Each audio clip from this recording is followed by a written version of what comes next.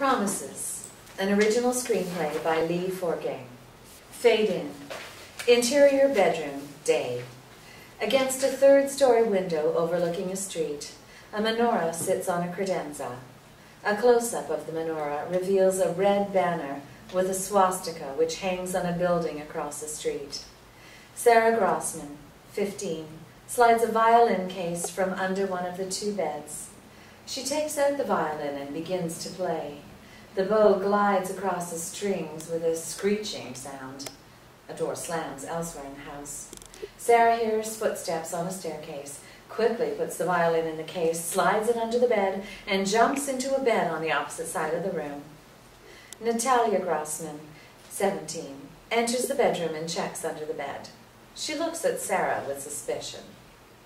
I thought I heard a violin from the street. It wasn't very good. I was napping. Exterior, Schönbrunn Palace, night. Super, Schönbrunn Palace, Vienna, Austria, 1938. Interior, Schönbrunn Palace Theater, night. Natalia is on the stage of a theater with seating for 100 people. Most attendees appear to be aristocratic. Berta and Abraham Grossman, both 40, are seated in the front row of a small theater. Next to them is Sarah. Natalia raises her violin and begins to play Vivaldi's Four Seasons as her parents are delighted. Sarah has more interest in Gunter, 15, seated in the row behind her. They exchange smiles and waves. Exterior, three-story building, day. The ground level is a storefront. Sign on the window reads, Grossman Bakery. Ari Fried, 25, opens the door. Interior bakery, day. On the left, display cases are filled with pastries and cakes. Baskets on the wall are filled with loaves of bread and croissants. On the right, chairs surround 3 bistro tables. Swinging double doors are in the center of the rear wall. As Ari enters, a bell is heard. The rear doors swung open as Berta comes through wearing an apron. Good morning, Mrs. Grossman. What a beautiful day. Yes, it is, Ari. How are your parents? They're fine, but they'll be better after... Ari points to the case with Linzer torts and croissants. 3 of each. Berta bags the purchase and Ari pays. Mr. Grossman and the girls? Abe's in the back. The girls are off to school. Any news from Germany? Nothing new. Ari nods and exits the store. Interior bakery, afternoon. Natalia and Sarah enter. Both are unhappy and head for a staircase. Wait, how was your day? Sarah turns to her mother and cries. They called us dirty Jews. The teacher put all the Jewish kids in the back rows. We'll discuss this with your father. As the girls run upstairs, Berta goes to the staircase and shouts. Natalia, don't forget the violin practice. Interior, second floor apartment over bakery, living room, night. Berta, seated next to Abe, a radio blasting a message in German, occasionally interrupted by static. What will we do about the school? It is already happening. Are you listening to me? Abe ignores her, totally engrossed in the broadcast. How could this happen in the land that provided the great mind of Freud, Herzl, and Kafka? Abe shakes his head. The music of Mozart, Beethoven, Strauss, Mahler. We also gave sanctuary to Hitler, Lenin, Stalin, and Trotsky. Exterior bakery, morning. Sarah leaves the bakery with her school books. Gunter passes her. No good morning for me? I've got to go. But you're my friend. I cannot be your friend. My parents told me I could not be friends with Jews. Interior bakery, day. Ilse Clench, 50, a tall, blonde, aristocratic woman with a fur coat enters. She peruses the display cases. How can I help you? I'll take a Linzer torte and tea. Ilse strolls around, her eyes on the equipment, staircase, and artwork. She takes a seat and Berta serves her. You've done well here? Yes, it's taken a while. I like your business in your house. A perfect location. And your name is? Ilse Clench. Should I know the name? You will remember me. I'm taking your business in your house. Abe comes bursting through the rear doors. Who do you think you are? Get the hell out of our home, now! Exterior, wide Vienna street, day. Hitler stands in command car, passes through large crowds. They wear swastika armbands as they cheer and salute him. Archival footage. Interior, apartment over bakery, living room night. The family has assembled. The radio drones on with a Hitlerian speech in the background. They are putting us in a school only for Jews. What will become of us? I will think of something. I must. Exterior, narrow Vienna street, day. Several adults on their hands and knees scrub the cobblestone street. Gestapo agents stand over them with clubs, shouting orders. A crowd forms behind them as Abe observes and walks on the opposite side of the street. Fires are seen in the distance, and the sound of breaking glass is heard. Abe crosses onto the next block.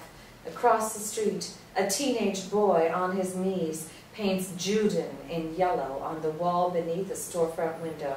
A soldier holds a club behind him. A brick is hurled from within the crowd behind the soldier. The window above the boy is shattered as the crowd cheers. Exterior, street in front of bakery, day. Abe runs down the street. He has a head wound and is bleeding. Rocks are thrown in his direction as a crowd follows.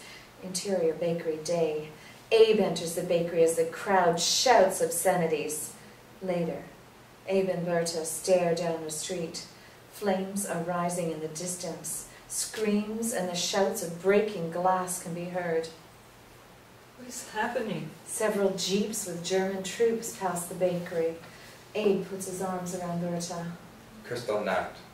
They are smashing windows of Jewish merchants, burning the synagogues, beating our friends. Interior, apartment over bakery, second floor, master bedroom night. The family is huddled together. The girls cry.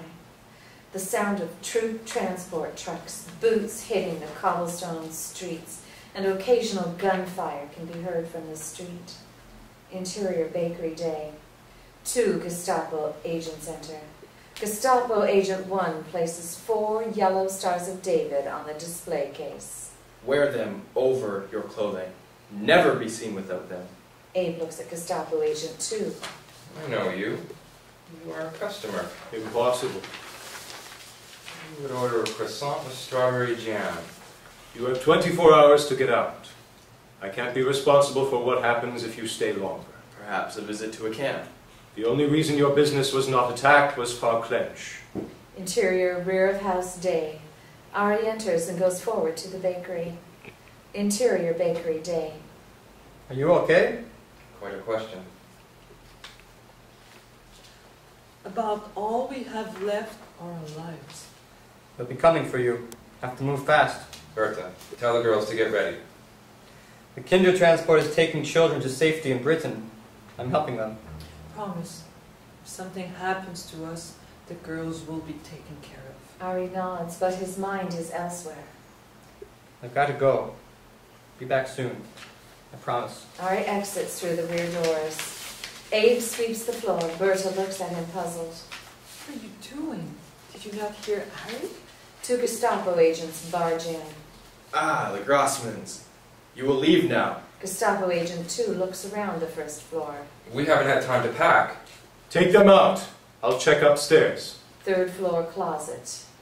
I have to pee. Control yourself. I can't. Staircase. Gestapo Agent 2 starts upstairs. He stops on the 2nd floor to catch his breath, then continues on. Hallway. Gestapo Agent 2 looks into a 3rd floor bedroom. He turns, passes the closet, reaches a staircase, and stops.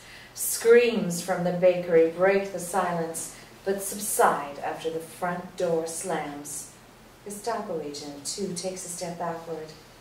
Urine is flowing under the closet door. Closet. Natalia hands her violin case to Sarah, pushes her to the rear of the closet, and pulls clothing down to cover her. Keep quiet and stay here. Hallway. Gestapo Agent 2 stands outside the closet. He looks down, spots the urine, and smiles. Come out now. I know where you are. Don't make me drag you out. Closet. Natalia covers Sarah with the clothing and hugs her. I will see you again. I love you. Take care of my violin. Promise. Natalia opens the door and runs out. Agent 2 grabs her and throws her down. Now get up and walk downstairs. He lifts her by the hair. They proceed downstairs and the front door is slammed shut. Closet. Night. Sarah sits in the closet, sobs, clutches the violin case and trembles. Silence is broken by the sound of boots crashing on the steps. Sarah closes the closet door. The sound is louder, closer and closer. It suddenly stops. The closet doors open quickly. A German soldier, face unseen, walks in. Leave me alone. Sarah, it's Uncle Ari. Where is your sister? She was taken. Gather some clothing, quickly. Hallway. Ari carries Sarah, her suitcase, and starts to walk away. Violin. Natalia will need the violin. They return to the closet and retrieve the violin. Exterior, rear of house, night. A troop transport truck is parked behind the house. Exterior, rear of truck, night. Ari places Sarah in the back of the truck. Several other children are there. Children, stay quiet and under the blankets. Ari runs back to the house and returns with a few bottles of wine and bags of pastries. Interior truck, night. Ari places the wine and the pastries on the passenger seat, starts the truck, and pulls away. Exterior road, night. The truck rolls along until Ari spots a military jeep and 2 soldiers wave him over to the side of the road. The truck stops and the soldiers approach. Papers. Ari presents his papers. Soldier 1 examines the papers and looks at Ari for several seconds. Soldier 2 wanders along the driver's side to the rear of the truck. He reaches out and starts to pull the cover up. Soldier 1 points his rifle at the rear of the truck. Ari appears from the opposite side of the truck and holds out a bottle of wine for each and a bag of pastries. My friends, here's a gift from Grossman's Bakery. The soldiers gratefully accept the gifts. Okay, move on. Exterior, train station, evening. A long line of people are lined up on the platform. Board the train. Do it quickly. Exterior, road, evening. The transport truck proceeds on the road which is parallel with the train tracks in the opposite direction. Sarah peeks out from the rear of the truck. Sarah's POV. Natalia boards a train. The truck stops. The train boarding complete. The train whistle blasts. The train pulls away as the truck does in the opposite direction. Interior truck, night. Sarah is thrown forward as the truck shifts. She clutches the violin case and cries. Exterior, remote train station, Austrian countryside, night. Ari ushers the children from the truck to the platform. He issues numbered badges to each child and addresses them. You will board the train, show them your badge, and you will be met in Hoek van Holland. Tomorrow you will board a ferry for a night crossing to Harwich. Uncle Ari, will I see my parents and Natalia again?